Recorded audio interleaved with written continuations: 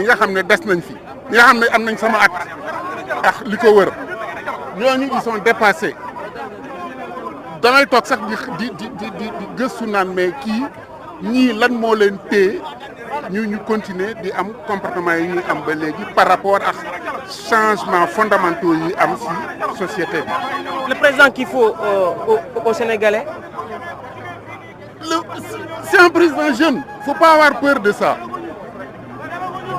Moi je suis du troisième âge, mais il nous faut un président jeune.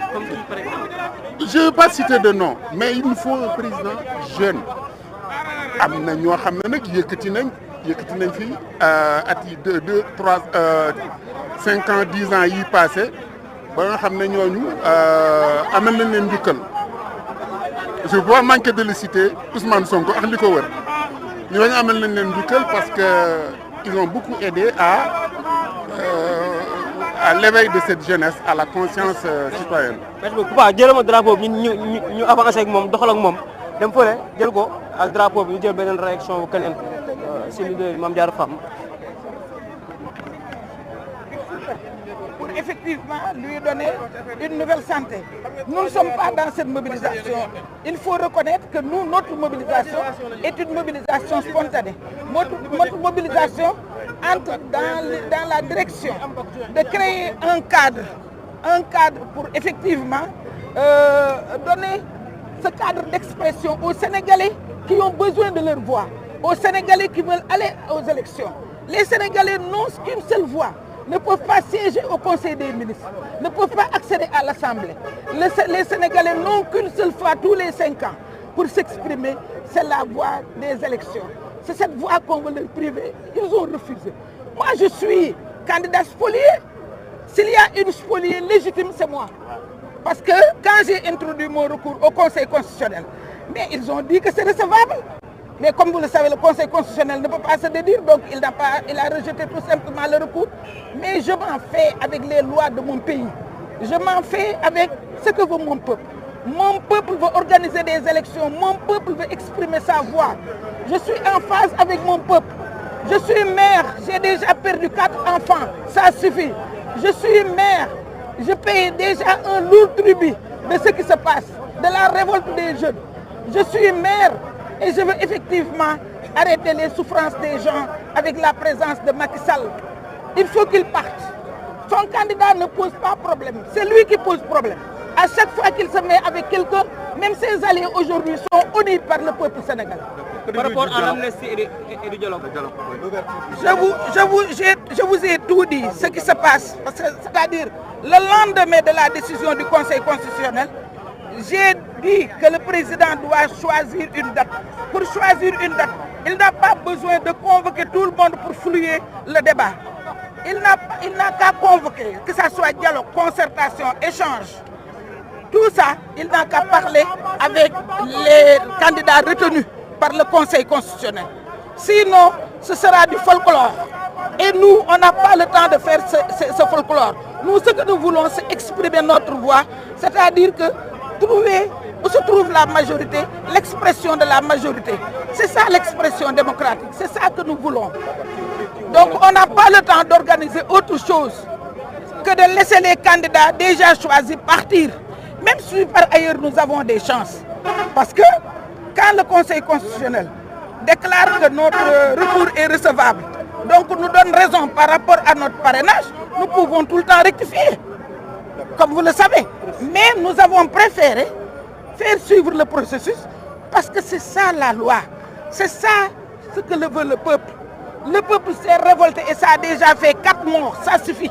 D'accord ci wolof tey jii li nga xam ne mooy oote li nga xam ne mooy F24 bi nga xam ne membre ngeen ci d'accord nan ngeen gisee li nga xam ne mooy waaw F24 bi ñu koy def ay parti ñoo ko def ak société civile bi mu nekk lu inédit parce que parti dañu daan def seen coalition di fa waxu politique société civile di def raisonnement yenn saa yi sax ñuy xoolante en chien de faïence parce que société civile bi danaa du ma dugg ci politique ñun politique yi ñun leen su leen ñu amoon jël parce que politique moom ku koy def rek générosité la ak am moyen wu dajale ay nit boo amul moyen wu dajale ay nit da ngay toog fee naan du ma def politique te du tee li ngay wax politique la tey boo amee ay société civile ak ay parti politique bokk ci benn cadre bi di sentinelle cadre bi di wattu démocratie cadre bi di seet li doxul ci réew mi mu di ko def dañuy sant yàlla loolu mooy F24 F24 nag mënu la insensible ci li xew ci réew mi parce que élection jot ñu topp processus bi ba processus bi jeex nit ñi dépensé ay alal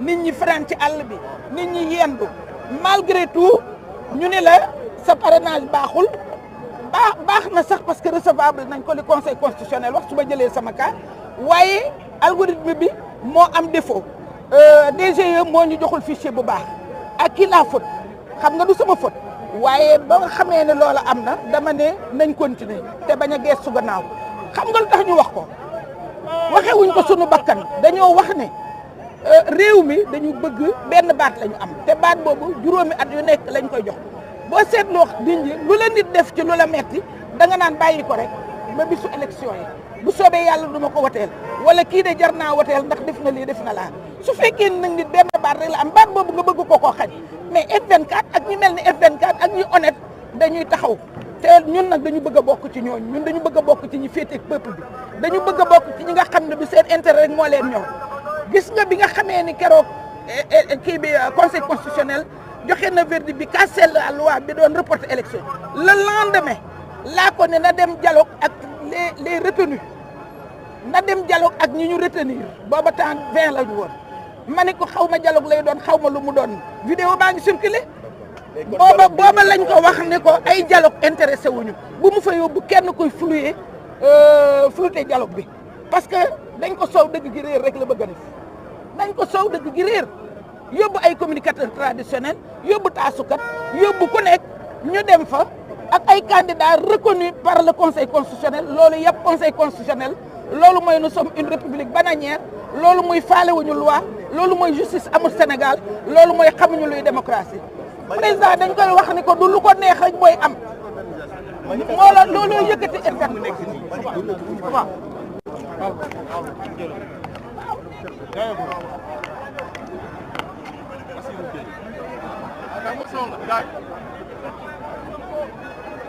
jël Cheikh Dieye mu nekkoon Aïda Mbodj candidat recalé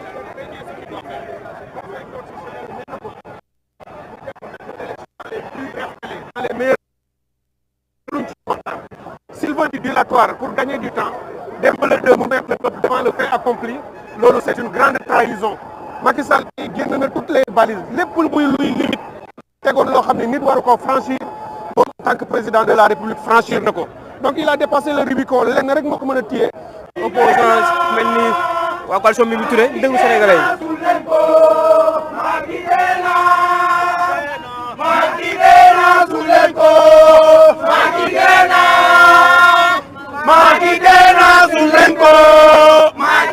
février moo war a nekk la date de l'élection présidentielle tey jii waroon na fekk ñu